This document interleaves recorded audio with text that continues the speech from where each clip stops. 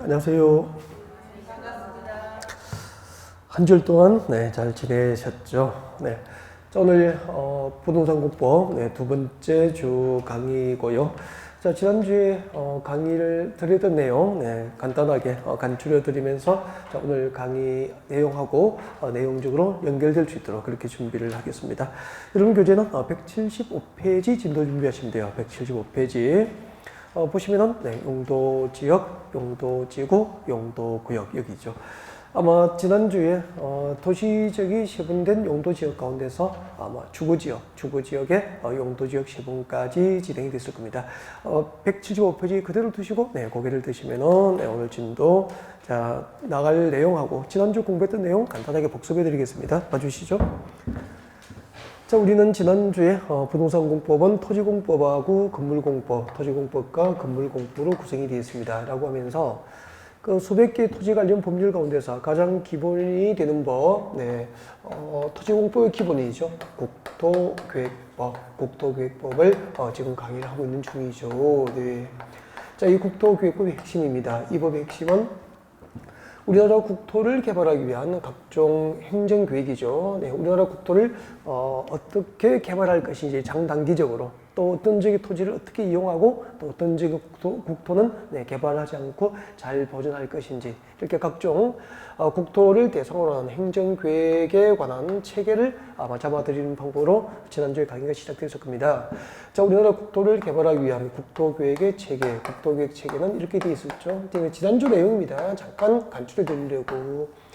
자, 우리나라 국토를 개발하기 위한 국토계획에는 제일 위에 이제 광역 도시계획이라고 있었죠. 이 광역 도시계획을 수립하는 단위, 그 수립 단위는 광역계획권이 됩니다. 이웃하고 있는 두 개 이상의 도시나 군 관할구역, 전부 또는 일부를 하나의 단위로 묶어주는 거죠. 자, 두 개 이상의 시 또는 군 하나로 묶어주면 뭐죠? 광역계획권이라고 했을 거예요. 이렇게 해서 광역계획권이 돼요. 자, 이렇게 두 개 이상의 시구를 묶어서 광역계획이 지정되면은 이 지정된 광역계획권을 장기적으로 어떻게 개발하고 또 어떻게 이용할 것인지 등에 대해서 국토가 계획됩니다. 무슨 계획이죠? 광역도시계획 그렇게 되는 거죠. 그리고 이 광역도시계획이 수립된 지역이라면은 여기에 부합될 수 있도록 한 개의 도시나 군 단위로 국토는 계획됩니다. 이렇게 도시나 군 단위로 수립하는 국토계획을 도시군 계획이다라고 했을 거예요. 그러니까 우리나라에 있는 모든 도시는 그 도시 단위로 도시계획이 수립되어 있고요. 군 지역은 군 관할구역 단위로 군 계획이 수립되어 있다 그렇게 보면 되죠. 그러면은 이 도시군 계획에는 이제 두 가지가 있었죠. 두 가지가 있었는데 도시지역과 군지역의 장기적인 발전 방향과 목표를 제시하면은 도시군 기본계획이라고 합니다. 그러니까 기본계획에 의해서 어떤 도시가 장기적으로 어떻게 발전할 것인지, 어떤 군지역이 장기적으로 어떻게 발전할 것인지 계획이 되어 있는 거죠. 그러면은 지금 여러분이 살고 있는 이 도시가 장기적으로 한 10년쯤, 20년쯤 이후에 어떤 방향과 목표로 발전할 것인지를 정한 계획은 도시군 기본계획이 되는 거예요. 자, 이 기본계획에서 장기적인 발전 방향과 목표가 제시되면 여기에 부합될 수 있도록 도시지역과 군지역의 토지를 관리하려고 구체적인 정책 6가지를 정책으로 입안하고 결정할 수 있는 행정계획을 도시군관리계획이다 라고 했을 겁니다. 라고 해서 이 도시군관리계획이라고 하는 행정계획에 의해서 정책으로 입안되고 결정될 수 있는 대상이 6개가 있었거든요. 자, 그 첫 번째 이야기가 도시군관리계획이란 도시지역과 군지역의 토지 위에다가 용도지역이라는 거죠. 용도지역이라는 것, 그리고 용도지구라는 거죠. 이 용도지역과 용도지구, 그리고 용도구역 세 가지가 됩니다. 용도지역과 용도지구와 용도구역이라는 것을 도시지역과 군지역의 토지 위에다가 새로 지정하고 또 지정된 것을 변경할 수 있는 행정계획이 도시군관리계획입니다. 라고 하면서 이렇게 해서 도시군관리계획으로 정책으로 입안되고 결정될 수 있는 대상 6개 동그라미 1번부터 6번까지 내용을 아마 그 1주차에 이렇게 1시간 반 정도 시간을 충분히 할애해서 네, 사례를 들어가면서 아마 설명이 이루어졌을 거예요. 네, 이렇게 해가지고 우리 진도 어디 나오고 있느냐 하면은 이 도시공관리교육으로 지정과 변경을 결정하게 될 용도지역편, 이 용도지역편을 지금 강의를 하고 있는 중이었다고요. 이렇게 해가지고 지난주에 용도지역이 무엇인지, 용도지역의 개요 설명드렸고요. 용도지역이 무엇일까? 그림 그리면서 아마 네, 설명이 있었을 겁니다. 그리고 이제 용도지역의 종류. 지금 여기에 진도가 나오고 있는 거예요. 용도지역의 종류. 용도지역은 우리나라 토지, 땅은 용도별로 종류를 이제 구분해서 용도지역을 지정하게 되는데 그 용도지역의 숫자가 모두 이제 21개, 그 21개 중에서 도시적 밖에 5개 지난주에 강의가 됐고요. 그리고 도시적 중에서 주거지역 6개를 지난주에 배운 거예요. 그래서 오늘 이제 여러분 교재 175페이지 보면은 상업지역이 나와 있을 거예요. 네, 도시지역의 시분, 상업지역 여기서부터 이제 오늘 진도를 준비하는 거죠. 자, 지난주까지 우리가 무엇을 공부했고 오늘 무엇을 공부할 것인지를 잠깐 이제 말씀드린 거고요. 자, 지금부터 진도 준비하겠습니다. 여러분 교재 175페이지 보면은 이제 도시지역이 시분됐습니다. 도시지역이 시분되면은 네. 일단은 크게 4가지가 있죠. 주거지역, 그리고 뭐죠? 상업지역, 그리고 공업지역, 녹지지역 그렇게 되고요. 처음이니까 같이 뭐 암기를 제가 할 수 있도록 연습을 해드리는 거죠. 자, 이렇게 되고 어떻게 왔죠? 주거지역, 상업지역, 공업지역, 녹지지역이니까 첫 글자 따서 주, 상, 공, 녹 그렇게 암기를 했을 거예요. 그때 이제 주거지역까지 지난주에 수업이 다 됐다고 주거지역 6개 이제 수업을 다 해드린 거고 오늘은 이제 상업지역부터 준비할 텐데 여러분 교재 보면은 상업지역은 몇 개가 있죠? 네, 175페이지 중간 정도에 있죠. 상업지역은 네, 중심 상업지역부터 시작해서 일반 상업지역, 유통 상업지역, 근린 상업지역 이렇게 4개가 있다고요. 그래서 이것도 우리가 첫머리 글자 따서 암기를 같이 하도록 그렇게 하지 뭐. 그래서 자, 중, 일, 근, 유 이렇게 올 거예요. 이렇게 올 텐데 중, 일, 근, 유 어쩐지 좀 딱딱하고 그렇게 뭐 재미가 있지는 않잖아, 그죠? 그래서 이것을 충청도 버전으로 발음을 해보려고. 그래서 상업지역 4개는 네, 중일근유 충청도 버전입니다. 네. 그때 이제 타임이 좀 웃어줘야 될 타임이죠. 상업지역 4개 어떻게 온다고요? 중일근유 이렇게. 근데 이제 대진에 가서 이렇게 수업을 하니까 그렇게 빵 터지지 않더라고. 다른 기타 지역은 빵 터지게 되죠. 자, 아무튼 중심 상업지역입니다. 같이 연습을 마음속에 따라 하시는 게 좋을 겁니다. 같이 해야 돼, 이걸. 나중에 한 40대 이후 되면 이거 귀찮아서 못 하거든. 쳐다보면 알고 귀찮아서 연습을 안 하고. 그러니까 쳐다보면 아는데 안 쳐다보면 늘 모르게 되죠. 막상 상업지역 4개가 어떻게 되죠? 말을 잘 못하죠. 연습이 부족해서 그래요. 중심 상업지역과 그리고 일반 상업지역입니다. 일반 상업지역 그리고 근린 상업지역. 이건 뭐죠? 유통 상업지역 그렇게 됩니다. 중심 상업지역, 일반 상업지역, 근린 상업지역, 유통 상업지역으로 상업지역 4개로 시분되고요. 중심 상업지역, 이 목적들을 외워야 되거든요. 외워야 되는데 중심 상업지역은 교재 보시고요. 도심과 부도심 밑줄 것이죠. 도심과 부도심은 중심 상업지역이 됩니다. 그러면은 서울의 강남역 사거리 역세권은 도심이잖아요. 도심. 그죠? 이런 곳은 네, 중심 상업지역이 되는 거라고. 그리고 저 부산의 뭐 서면 노타리 주변 지역도 부산시 관할구역에서는 아마 도심이 될 거예요. 그죠? 이런 것도 다 중심 상업지역이 되는 거죠. 그래서 자, 어떤 도시지역에서 도심과 부도심 지역에 형성된 상권이라면은 용도지역이 뭐죠? 중심 상업지역으로 이해를 하시면 됩니다. 그리고 자, 일반 상업지역은 조금 이따 하기로 하고요. 근린 상업지역이 들어옵니다. 근린 상업지역은 이런 근자가 가까울 근자예요. 리는 인접할 인자니까 이제 근린 지역은 주택가 인근 지역이에요. 주택가 가까운 곳을 근린 지역이라고 하는 거예요. 그래서 지금 여러분이 살고 계시는 그 주택가 가까운 곳, 근린 지역에서 일용품과 근린 지역에서 일용품, 일상생활용품이시다. 일용품, 일상생활용품과 그리고 서비스 제공을 목적으로 하면은 근린 상업지역이 되는 거죠. 그럼 봐요.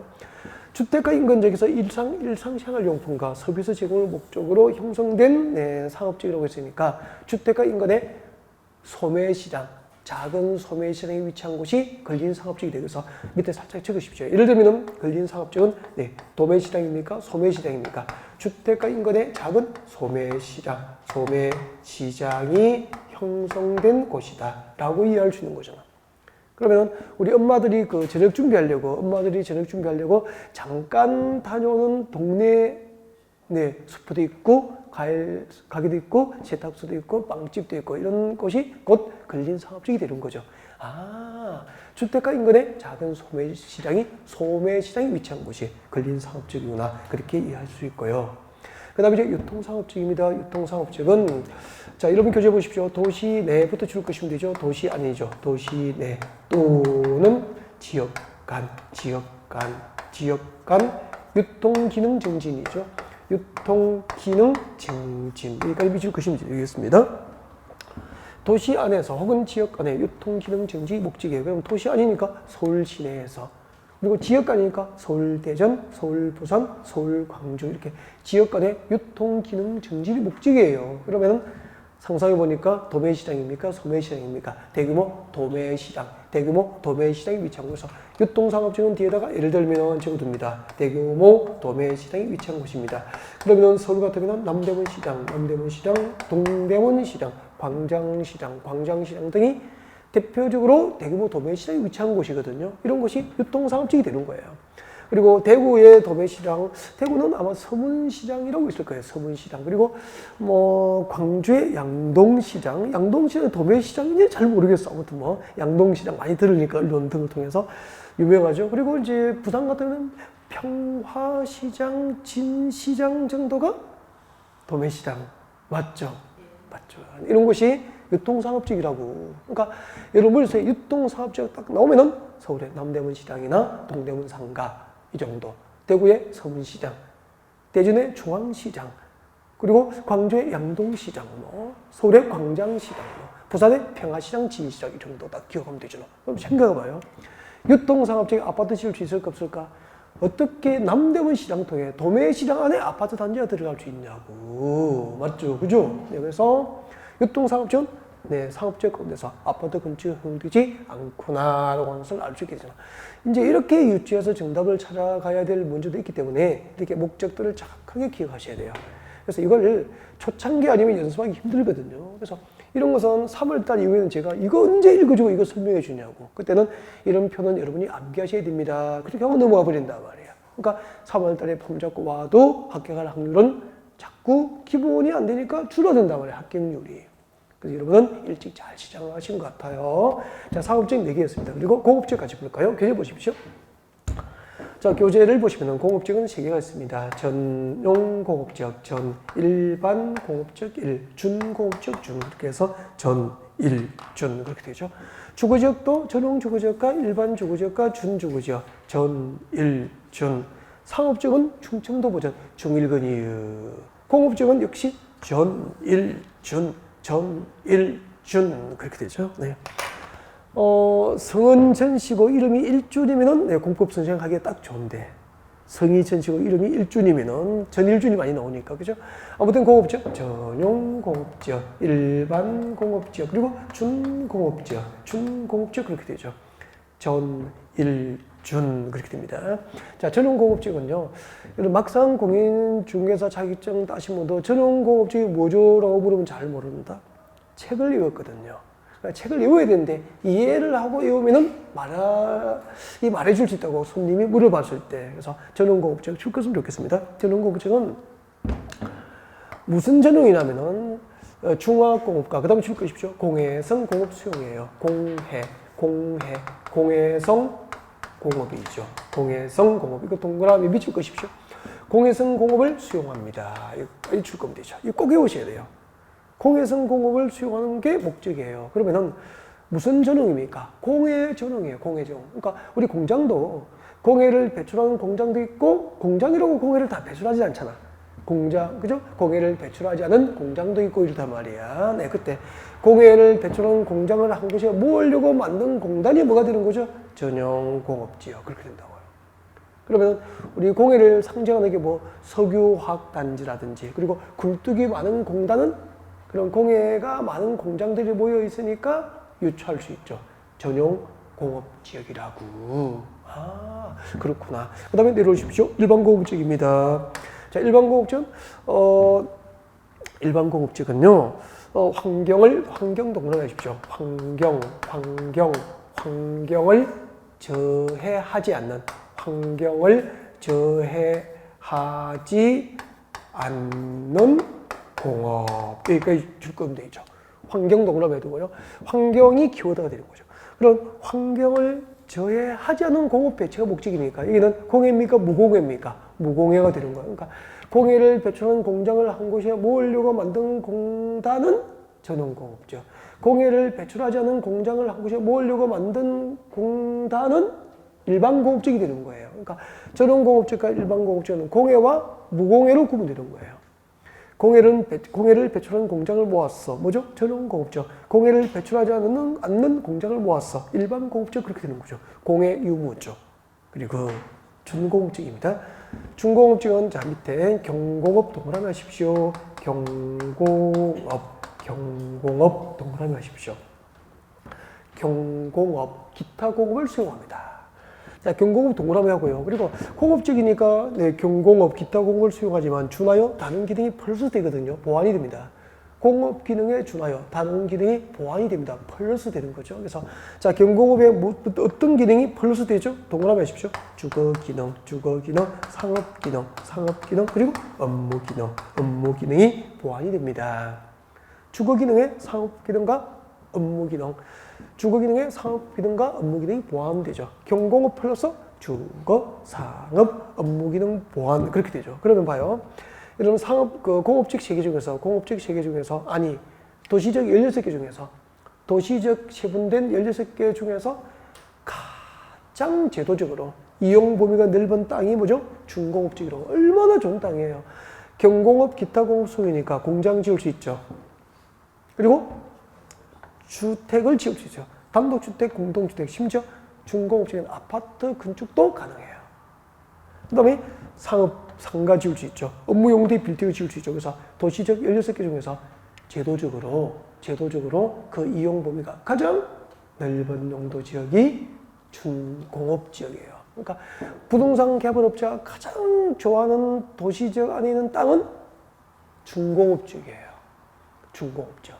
그러면은 이거 목적만 정확히 알아도 진짜 실무에서 활용이 가능한 지식이 전문 지식이 된다고. 그러니까 그냥 줄 거 놓고 외우면 골치 아픈 암기 대상, 해석하고 현장에 적용하고 활용하면은 전문 지식이 되는 거죠. 자, 예를 들면 보십시오.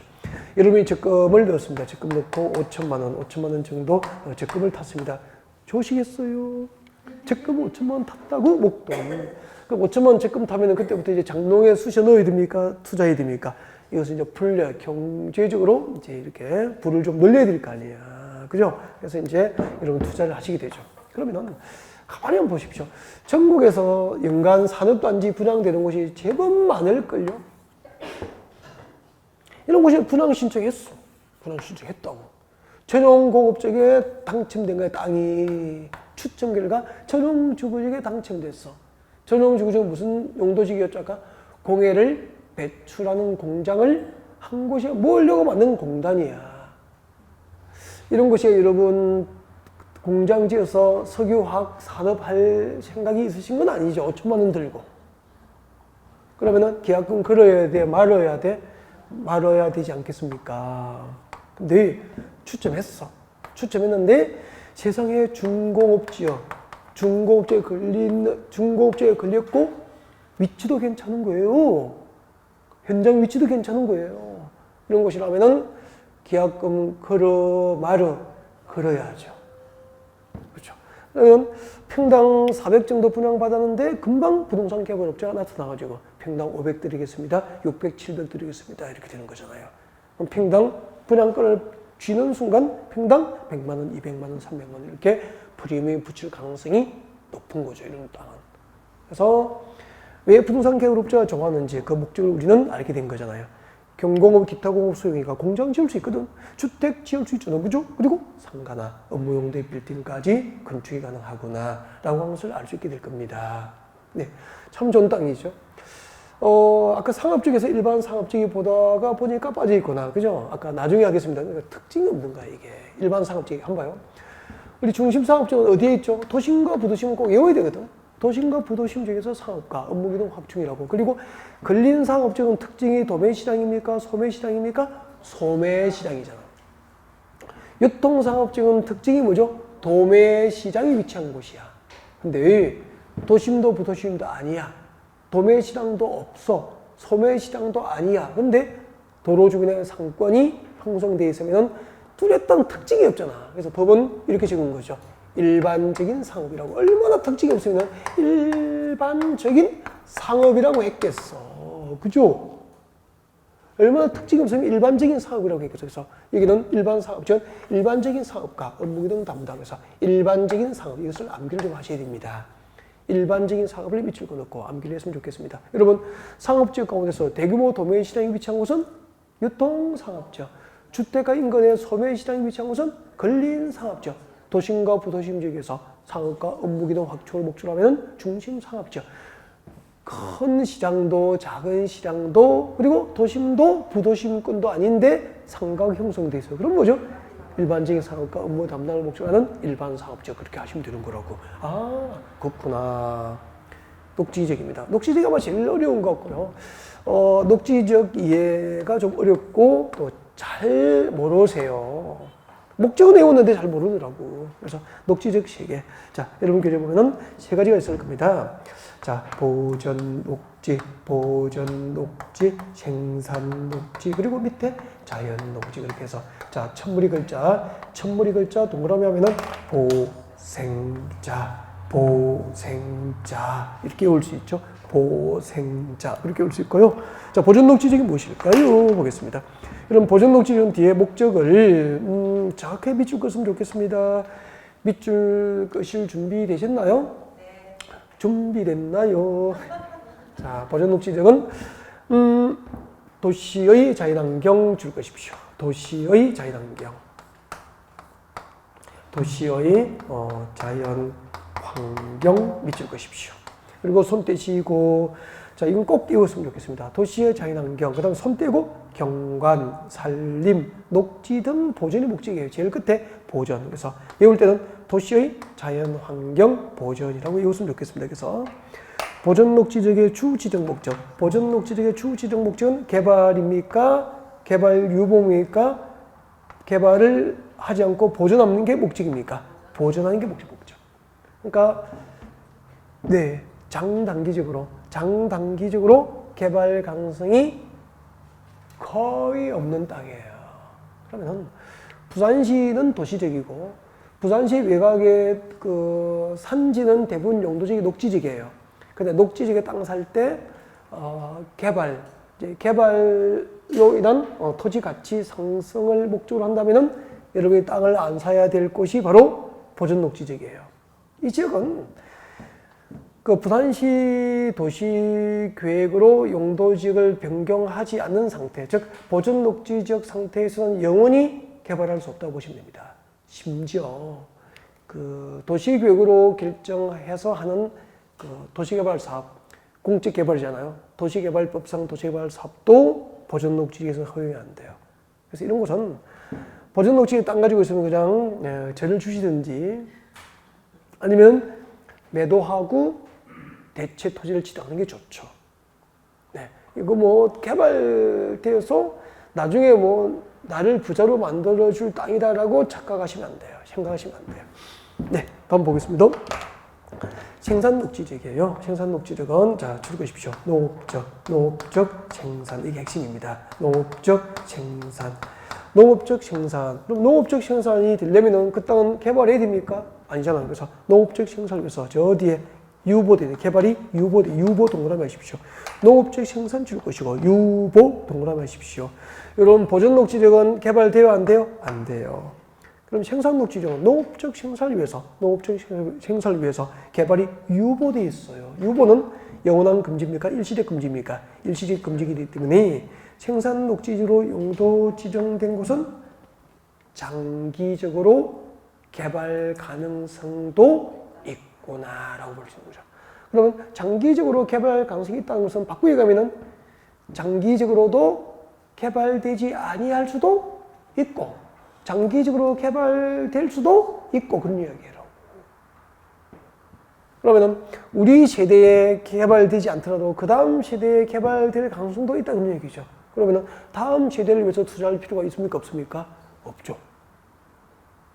그래서 생산관리력도 진짜 전문가와 컨설팅 하지 않으면은 함부로 땅 사두는 곳이 아닌 것으로 저는 생각합니다. 목적만 본다면은 다른 조건을 안 따진다면은 그런 거죠.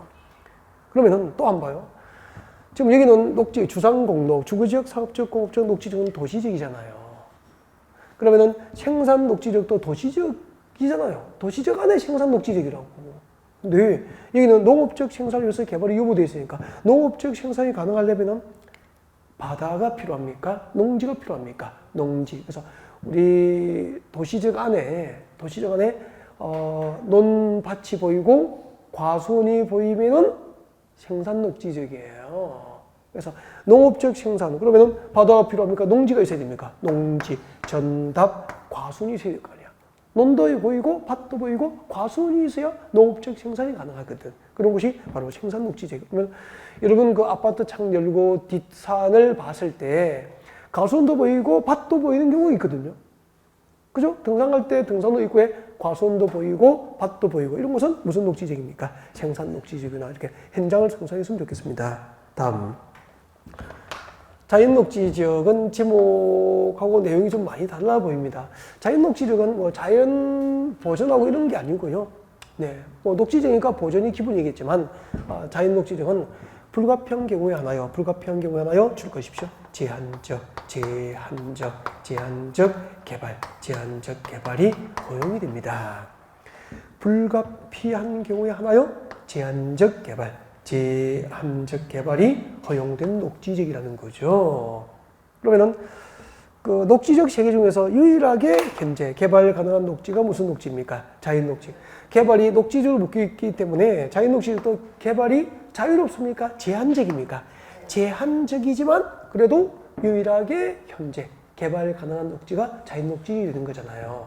그래서 녹지지역 셋 중에서 개발 가치를 따졌을 때 제일 좋은 땅은 무슨 녹지지역입니까? 자연 녹지지역. 그래서 자연 녹지지역은 땅 사두면은 개발로 인하여 땅값이 오르고 나를 부자로 만들어줄 가능성이 제법 있는 땅이라고. 아, 그렇구나. 네, 제한적 개발이 목적입니다. 자, 거기서요. 잠깐만. 여러분. 우리 계속 개발 계획이라고 하고, 또 개발 목적, 보전 목적 할 때도 개발을 하고, 지금도 제한적 개발이라고 하잖아. 개발이 뭐죠? 공법에서? 구체적으로 말하면은. 아니, 제한적으로 개발할 때랑 개발이 뭔데요? 구체적으로 하면은 개발은 뭘까요? 자, 개발은 가장 대표적인 개발이 이겁니다.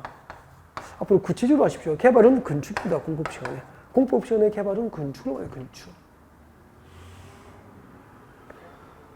그러면은 화명동 지역이 개발됐다는 것은 해당 지역의 낮은 임야나 전답 가수원을 형질 변경, 택지 등으로 조성해서 상업 용지로 조성해서 상가 짓고 무용 빌딩 짓고 택지로 조성된 지역에 아파트 건축이 이루어졌다는 겁니다. 그게 개발 맞죠? 개발은 가장 대표적인 개발은 건축이고요. 그리고 건축을 하기 위해서는 무엇이 필요합니까? 건축하려면 아파트 지으려면 택지 조성해야 되고, 공장 지으려면 산업단지가 조성돼야 되고, 상업지역은 상업용지가 조성돼야 되거든요. 그것은 무엇을 통해서 이루어집니까? 땅을 높은 것은 깎아내고 절토, 낮은 곳은 메워서 덮어서 성토하고 평평하게 고른 정지장이 필요하거든요. 이것을 뭐라고 하죠? 토지 형질 변경이라고 해요. 땅의 겉모양을 바꾸는 거예요. 그래서 우리 불도저로 땅 밀고 있고 택지 조성하려고 포크레인으로 땅 파고 있고 이런 곳은 전부 무엇이 이루어지고 있는 겁니까? 건축이 이루어지고 있습니까? 건축을 위한 형질 변경이 이루어집니까? 건축을 위한 토지 형질 변경 중이라고. 그래서 건축물을 건축하거나 또 건축을 위해서 택지 등을 조성하기 위한 토지 형질 변경 등이 대표적으로 개발이 되는 거예요. 그럼 보십시오. 이렇게 해석을 하면 완전 느낌이 달라진다. 자연 녹지지역에 땅 사면은 자유롭지는 않지만 건축물을 건축할 수 있도록 창고 짓고 집 짓고 상가를 지을 수 있도록 형질 변경 허가 날 수 있고요. 이 가능성이 높고요. 그 다음에 형질 변경 허가 받고 택지 등이 조성되면은 거기다가 뭐 할 수 있다는 거죠? 건축 허가 받고 건축할 수 있다는 뜻이에요. 조금 더 느낌이 달라지죠. 그러니까 공법은 법은 해석하고 현장에 적용하기 나름이고, 이거 밑줄 꺼놓고 책만 글자만 외우시면 늘 골자포 암기 대상일 뿐이라는 것이 공법이. 완전 달라지잖아요. 자, 녹지적인데 이렇게 설명을 드려도 이제 구별이 또 잘 안 되고 그래요. 그게 녹지적이라고. 그래서 이제 녹지적을 조금 더 재밌게 표현해 볼까요? 여러분, 여기는 산이에요. 도시 주변의 산지입니다. 뭐 서울 같은 경우는 관악산, 북한산, 수락산, 청계산 뭐 다 좋아요. 부산에 황령산, 금정산, 영도의 고갈산 뭐 다 좋아요. 많이 알고 있죠, 산도. 네. 자, 이렇게 해서 이제 우리 도시 주변에 보이는 산지는 녹지적이라고, 용도적이. 그렇게 가정하면 녹지적은 세 개가 있습니다. 녹지적은 세 개가 어떻게 되죠? 같이 하죠. 보전 녹지, 생산 녹지, 그리고 자연 녹지, 그렇게 되죠. 어떻게 외웠죠? 보생자. 보전 녹지, 생산 녹지, 자연 녹지, 그렇게 되죠. 그럼 조금 전에 자연 녹지지로 지정된 이 녹지지역은 제한적이지만 건축이 가능합니까? 건축할 수 있도록 형질 변경 허가받고 개발 허가받고 형질 변경할 수도 있는 곳이죠? 이렇게 해석해야 된다니까. 완전 달라지잖아. 글자만 외울 때하고. 그러면은 한번 봐요. 우리 등산로 입구에 마을이 있는 곳이 있습니까? 없습니까? 마을이 형성된 곳이 있더라. 그리고 여기저기 타운하우스 아니면 전원주택 단지가 조성된 곳이 보인다고. 건축이 이루어졌잖아요. 이게 자연녹지적이라니까. 그러니까 우리 산 아래 등산로 입구에 가면은 전원주택 단지가 보이고, 그리고 옛날부터 취락이 형성되어 있고 마을이 형성되어 있다 이 말이에요. 이런 곳은 자연녹지적일 확률이 높은 거예요. 대부분이에요. 그래서 여기는 용도적이 뭐죠? 자연녹지적, 녹지적이잖아. 저 푸른 초원 위에 그림 같은 집을 짓고 자연녹지적 맞죠? 저 푸른 초원 위에 그림 같은 집을 짓고 무슨 녹지적이죠? 자연녹지적. 근데요, 아침에 노래하기 힘들어요. 이거 뭐 돈 벌기가 쉬운 줄 잘 안 잊어버리겠죠? 저 푸른 초원 위에 그림 같은 집을 짓고 자연녹지적입니다. 자연녹지적이고, 그리고 등산로 입구에 마을을 지나서 올라가면은 여러분 그 다음에 이제 동네 뒤에 보면은 밭이 보이게, 밭도 있고 가끔 논도 있고 과수원이 있다고. 이렇게 그러면 논도 있고 밭도 있고 과수원이 있으면은 농업적 생산이 가능하죠. 이렇게 녹지적 중에서 전답 과수원 등 농지가 있어서 농업적 생산을 위해서 개발이 유보된 곳, 이곳이 무슨 녹지적입니까? 생산 녹지역에서 내년 봄에 3, 4월에 여러분의 아파트 창을 열고 뒷산을 보시라고. 3, 4월에 아파트 창을 열고 뒷산을 딱 보니까 봄의 전령사 노란 산수유가 피어 있어. 산수유는 야생입니까? 과수 목적으로 심은 겁니까? 과수 목적으로 심은 그 과수원이야. 밭이거나. 그렇죠? 그리고 하얀 매화꽃이 피어 있어. 하얀 매화꽃이 피어 있다고. 이것도 매화꽃이 핀 것도 밭이거나 가수원이 있는 거잖아요. 이곳이 바로 무슨 녹지적입니까? 생산 녹지적이라니까. 매화꽃 피고 산소유 피고 무슨 녹지죠? 생산 녹지적이 되는 거라고. 그리고 이제 가수원길을 지났습니다. 가수원길을 지나서 올라가니까 온 산에 봄에 우리나라 한반도 어디든지 봄에 피는 꽃이 있죠. 붉게. 진달래가 피잖아. 진달래 피고 새가 울면은 무슨 녹지적이죠? 보전 녹지적. 그렇게 되는 거라고. 그래서 진짜 이러면 한번 생각해 보세요. 우리 등산 갔을 때 진달래가 보이는 순간 개발된 거 보셨습니까? 못 보셨습니까? 진달래가 핀 산에 아파트 있고 단독주택 있고 전원주택 저는 못 본 것 같습니다. 진짜 방송국의 통신탑 정도 일부 군사시설 아니면은 없다고. 왜요? 진달래는 과수 목적입니까? 야생입니까? 야생. 거기서부터가 보전 녹지적이 되는 거라고. 녹지적 세 가지를 사례를 들어서 설명했고요. 이 정도 설명해도 이제 내년 5월달 되면은 또 잊어버리시는 분이 이 중에서 딱 한 명 정도 있을 것 같다. 네. 잊지 않고 기억을 하셨으면 좋겠습니다. 지금까지 우리는 도시지역 16개를 다 했고요. 이제 마무리했고요. 지난주에 도시지역 밖에 5개 해서 우리나라 국토를 대상으로 지정된 용도지역의 숫자 몇 개를 공부한 거죠? 21개, 21개 용도지역을 다 공부한 거예요. 잠시 쉬었다가 용도지역 안에서 금폐율과 용적률 등을 진도 준비하겠습니다.